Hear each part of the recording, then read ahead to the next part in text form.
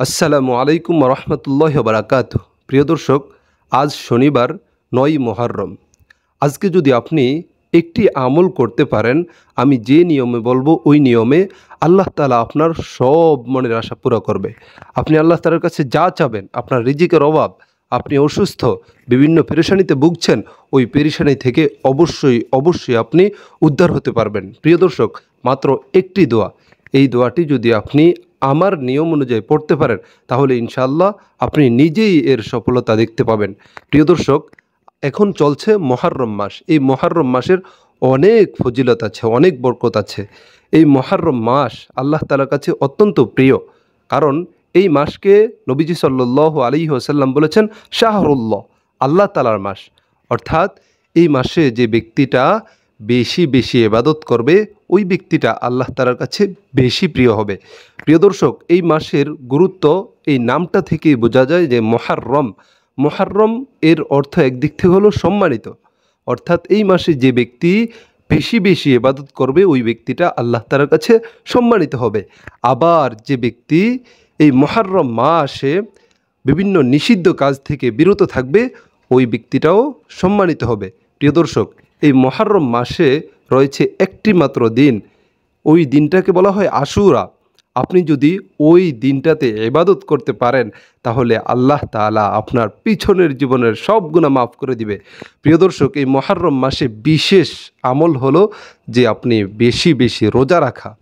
নবীজি বলেছেন আফজলুস সিয়ামি বাদা রমাজান শাহরুল্লাহিল মুহররম, যে রমজানের পরে সবচেয়ে শ্রেষ্ঠ রোজা হলো মুহররমের রোজা। তাই কোনোভাবেই এই মুহররমের রোজা যেন আমাদের থেকে না ছুটে। বিশেষভাবে এখন যদি প্রশ্ন করেন যে হুজুর, আমি তো বিভিন্ন ধরনের অসুস্থ, আমি তো বিভিন্ন পেরেশানিতে ভুগছি, আমি হয়তো বা সবগুলা রোজা রাখতে পারবো না, তবে আপনাকে বলবো যে আপনি 2টা রোজা রাখেন, তা হলো 9 মুহররম এবং 10ই মুহররমের রোজা। নবীজি মৃত্যুর সময় বলেছে যে আমি যদি আগামী বছর হায়াত পাই, তাহলে আমি 2টা রোজা রাখব। তাই আপনাকে সাজেস্ট করব যে 2টা রোজা, একটি হলো 9 মুহররম এবং 10ই মুহররমের রোজা অবশ্যই রাখুন। প্রিয় দর্শক, যদি এটাতেও অক্ষম হন, তাহলে একটা রোজা কখনোই ছাড়বেন না। ওই রোজাটা যদি আপনি রাখতে পারেন, তাহলে আল্লাহ তাআলা আপনার পিছনের জীবনের সব গুনাহ মাফ করে দিবে। প্রিয় দর্শক, পিছনের জীবনের গুনাহ, 1 বছরের গুনাহ মাফ হয়ে যাওয়া এটা কোনো সাধারণ কথা নয়।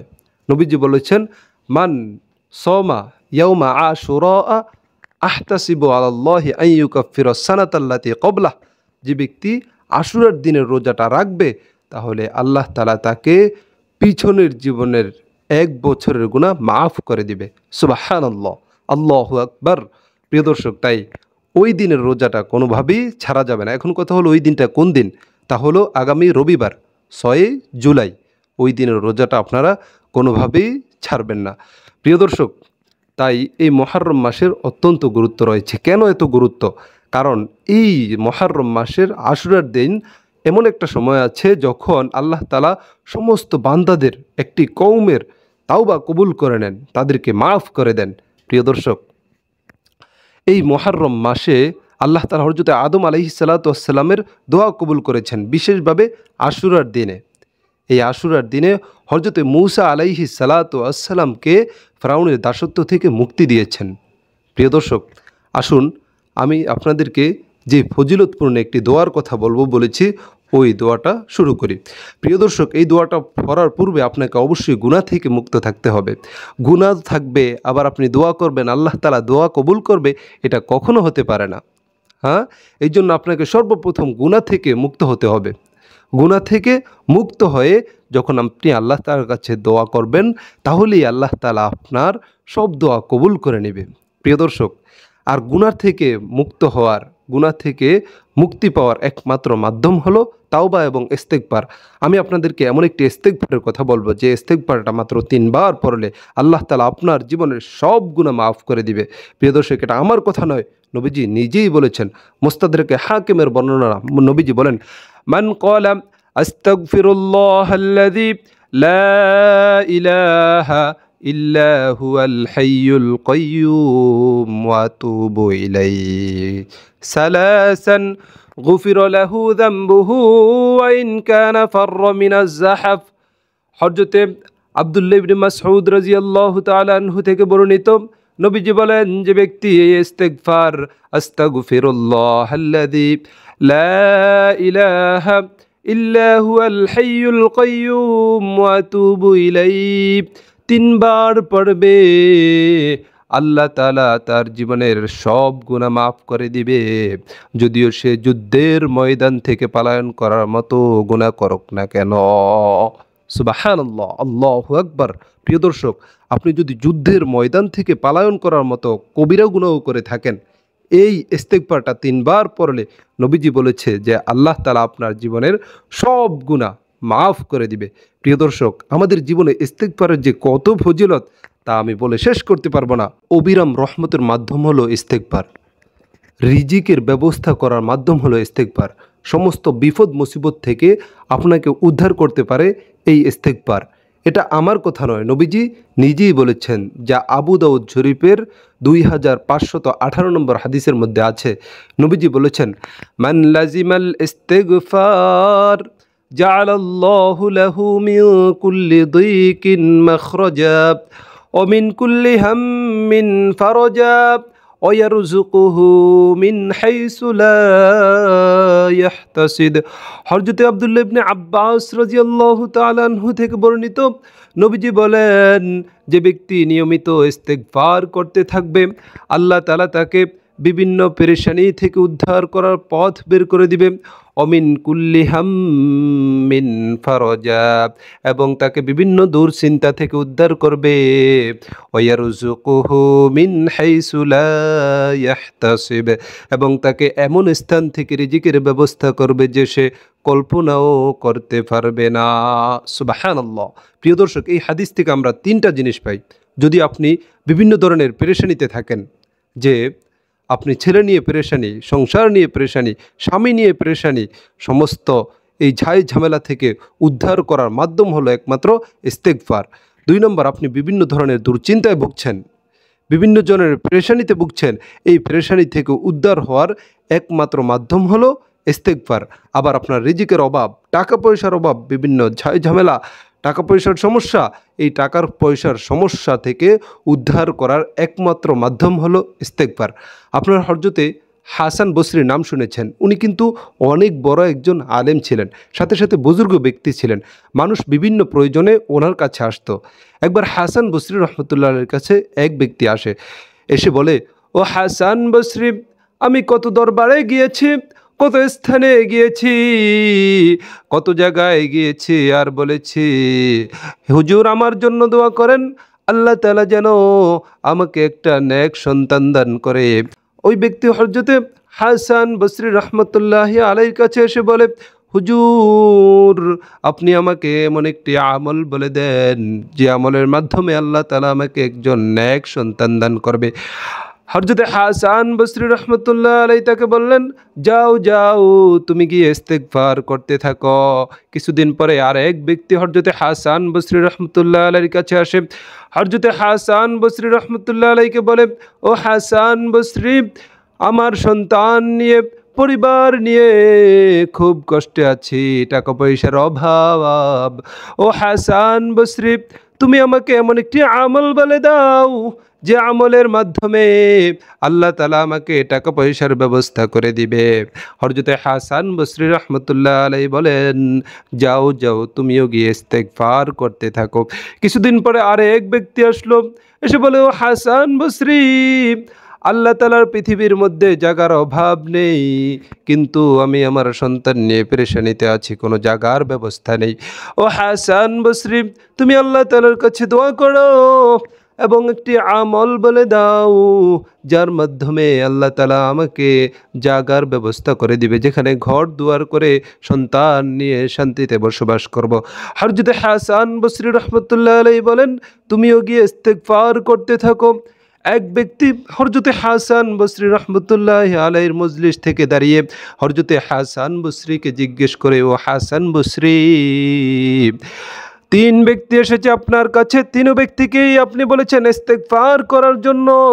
ও হাসান বসরি, এই ইস্তেগফারের মধ্যে এমন কি আছে যার মাধ্যমে সব সমস্যার সমাধান হতে পারে? তখন হযরত হাসান বসরি রহমতুল্লাহি আলাইহি সূরা নূহের 11 নম্বর আয়াত পাঠ করে বলে, ফাকুলতু ইস্তাগফিরু রাব্বাকুম ইন্নাহু কানা গফফারা ইউরসিলিস সামাআ আলাইকুম মিদরারা ওয়া ইউমদিদকুম বিআমওয়ালিন ওয়া বানিনা ওয়া ইয়াজআল লাকুম জান্নাতিন ওয়া ইয়াজআল লাকুম আনহারা। এই আয়াতের মধ্যে বলা হয়েছে যদি কেউ নিয়মিত ইস্তেগফার করতে থাকে, ইস্তেগফার করে, তখন আল্লাহ তাআলা তাকে বিভিন্ন বিপদ মুসিবত থেকে হেফাজত করবেন, টাকা পয়সার ব্যবস্থা করবেন। যদি কারো সন্তান না থাকে আল্লাহ তাআলা তাকে সন্তান দান করবেন। তখন এই জন্য বিভিন্ন ইমামগণ এবং বিভিন্ন বুজুর্গ ব্যক্তিগণ বেশি বেশি ইস্তেগফার করার কথা বলেন। তাই প্রিয় দর্শক, আপনিও যদি বেশি বেশি ইস্তেগফার করেন তাহলে ফলাফল অবশ্যই আপনি নিজেই দেখতে পাবেন। আপনার রিজিকের অভাব, বিভিন্ন পেরেশানি, এই পেরেশানি থেকে উদ্ধার হওয়ার জন্য আপনি একটু নিয়মিত ইস্তেগফার করেন, তাহলে আপনি নিজেই ফলাফল দেখতে পাবেন। ইনশাআল্লাহ আমার নিজের জীবনও এই ইস্তেগফারের ফলাফল আমি নিজে আলহামদুলিল্লাহ দেখতে পেরেছি। তাই একটু আপনারাও যদি নিয়মিত ইস্তেগফার করতে পারেন তাহলে আপনারাও এর ফলাফল অবশ্যই অবশ্যই পাবেন। প্রিয় দর্শক, আসুন আপনাদেরকে যে দোয়ার কথা বলেছি, যে দোয়াটা বলবো, যে দোয়ার মাধ্যমে আপনাকে সমস্ত বিপদ মুসিবত থেকে হেফাজতে থাকবেন এবং যে দোয়ার মাধ্যমে আল্লাহ তাআলা আপনাকে রিজিকের ব্যবস্থা করবে, আসুন ওই দোয়াটা আপনাদেরকে বলছি। প্রিয় দর্শক, এই দোয়াটা করার পূর্বেই আপনাকে অজু করে নামাজের মুসল্লায় বসতে হবে। বসার পরে আপনি 3 বার দরুদ শরীফ পড়বেন। দরুদ শরীফ বড়টা পড়তে পারলে ভালো। আল্লাহুম্মা সাল্লি আলা محمد وعلى آل محمد كما صليت على إبراهيم وعلى آل إبراهيم إنك حميد مجيد। এভাবে আপনি 3 বার পড়বেন। 3 বার পড়ার পরে 3 বার ইস্তেগফার। আস্তাগফিরুল্লাহ রব্বি মিন কুল্লি যামবিন ওয়া আতুবু ইলাইহি। আস্তাগফিরুল্লাহ রব্বি মিন কুল্লি যামবিন ওয়া আতুবু ইলাইহি। আস্তাগফিরুল্লাহ রব্বি মিন কুল্লি যামবিন ওয়া আতুবু ইলাইহি।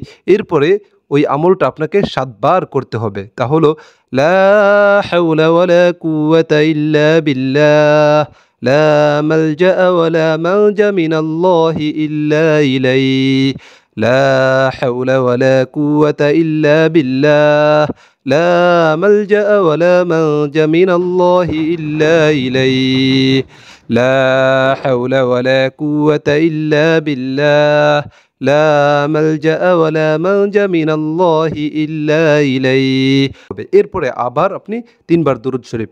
আল্লাহুম্মা সাল্লি আলা মুহাম্মাদিন ওয়া আলা আলি মুহাম্মাদ কামা সাল্লাইতা আলা ইব্রাহিম ওয়া আলা আলি ইব্রাহিম ইন্নাকা হামিদুম মাজিদ। আল্লাহুম্মা বারিক আলা মুহাম্মাদিন ওয়া আলা আলি মুহাম্মাদ كما باركت على إبراهيم وعلى آل إبراهيم إنك حميد مجيد। প্রিয় দর্শক, এভাবে আপনাকে 3 বার দরুদ শরীফ পড়ে নিতে হবে। আবার 3 বার আপনাকে ইস্তেগফার করতে হবে। কি? আস্তাগফিরুল্লাহ রব্বি মিন কুল্লি যামবিন ওয়া আতুবু ইলাইহি, লা হাওলা ওয়ালা কুওয়াতা ইল্লা বিল্লাহিল আলিয়্যিল আযীম। এভাবে আপনি 3 বার ইস্তেগফার করে নেবেন। এরপরে প্রিয় দর্শক, এই ইস্তেগফার করার পরে আপনি আল্লাহ তাআলার কিছুক্ষণ জিকির আজকার করবেন। ইনশাআল্লাহ আল্লাহ তাআলা আপনার দোয়া কবুল করবে। আপনি যা চাবেন আল্লাহ তাআলা আপনাকে তা দিবে। তবে প্রিয় দর্শক, আপনি একটু নিয়মিত ইস্তেগফার করার চেষ্টা করবেন, তাহলে আপনি মুস্তাজাব দাওয়া হয়ে যাবেন। প্রিয় দর্শক, যদি কিছু মনে না করেন তাহলে আপনাকে আমি আরেকটা ইস্তেগফারের কথা বলবো, যে ইস্তেগফার করার মাধ্যমে আপনি যখনই মৃত্যুবরণ করবেন, যদি ওই ইস্তেগফারটা আপনি সকালে একবার করতে পারেন তাহলে সন্ধ্যার মধ্যে যদি আপনি মৃত্যুবরণ করেন তাহলে আপনি জান্নাতি হবেন। আবার যদি সন্ধ্যা একবার পড়তে পারেন এবং সকাল হওয়ার পূর্বেই যদি আপনার মৃত্যু হয় তাহলে আপনি নিজে জান্নাতি হবেন। প্রিয় দর্শক, এটা আমার কথা নয়, এটা নবীজি সাল্লাল্লাহু আলাইহি ওয়াসাল্লাম নিজেই বলেছেন, যা বুখারী শরীফের হাদিসের মধ্যে আছে। বুখারী শরীফের ৬৩০৬ নম্বর হাদিসের মধ্যে আছে, হযরত শাদ্দাদ ইবনে আউফ রাদিয়াল্লাহু তাআলা আনহু থেকে বর্ণিত, তিনি বলেন, যে ব্যক্তি সাইয়্যিদুল ইস্তিগফার সকালে একবার পড়বে এবং সন্ধ্যা হওয়ার পূর্বে ওই লোকটা মারা যাবে, তাহলে ওই লোকটা জান্নাতি হবে। আবার যে ব্যক্তি এই সাইয়্যিদুল ইস্তিগফার রাতে একবার পড়বে আর সকাল হওয়ার পূর্বে ওই লোকটা মারা যাবে, তাহলে ওই লোকটাও জান্নাতি হবে। সুবহানাল্লাহ, আল্লাহু আকবার। প্রিয় দর্শক, ওই সাইয়্যিদুল ইস্তিগফারটা আমি এখানে বলছি, যদি আপনারা এখান থেকে না পারেন ইনশাআল্লাহ কমেন্ট বক্সে লিখে দিব, সেখান থেকে এই দোয়াটা মুখস্থ করে সকাল সন্ধ্যা পড়ার চেষ্টা করবেন। প্রিয় দর্শক, আমি বলছি ওই ইস্তিগফারটি, اللهم أنت ربي لا إله إلا أنت خلقتني وأنا عبدك وأنا على عهدك ووعدك ما استطعت وأعوذ بك من شر ما صنعت وأبو لك بنعمتك علي وأبو لك بذنبي فاغفر لي فإنه لا يغفر الذنوب إلا أنت। প্রিয় দর্শক, এই ইস্তিগফারটা আপনাকে সকালে একবার আবার সন্ধ্যার পরে একবার পড়তে হবে, তাহলেই আপনি দিনে রাতে যে মুহূর্তে মৃত্যুবরণ করেন ওই সময় আপনি জান্নাতি হবেন। প্রিয় দর্শক, অত্যন্ত গুরুত্বপূর্ণ আমল। মানব জীবনে ইস্তিগফারের যে কত ফজিলত তা আমি বলে শেষ করতে পারবো না, তাই নিয়মিত ইস্তিগফার করার চেষ্টা করবেন। প্রিয় দর্শক, অনেক মানুষ এই ইস্তিগফারের ফজিলত জানে না। যদি আপনি এই ইস্তিগফারের ফজিলতটা মানুষের কাছে পৌঁছে দিতে পারেন, আর যদি মানুষে এর উপরে আমল করে, তাহলে আপনিও এই সওয়াবের একটি অংশ অবশ্যই পাবেন। প্রিয় দর্শক, এখন কথা হলো যে হুজুর এটা আমি কিভাবে পৌঁছে দিব। প্রিয় দর্শক, যদি আপনি ভিডিওটাতে একটি লাইক দেন এবং কমেন্ট করেন, তাহলে এই ভিডিওটা অন্যের কাছে পৌঁছে যাবে।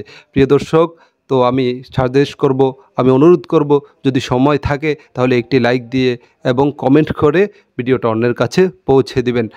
তো আল্লাহ তাআলা আমাদেরকে এই ইস্তিগফার বেশি বেশি করার তৌফিক দান করেন, আমিন।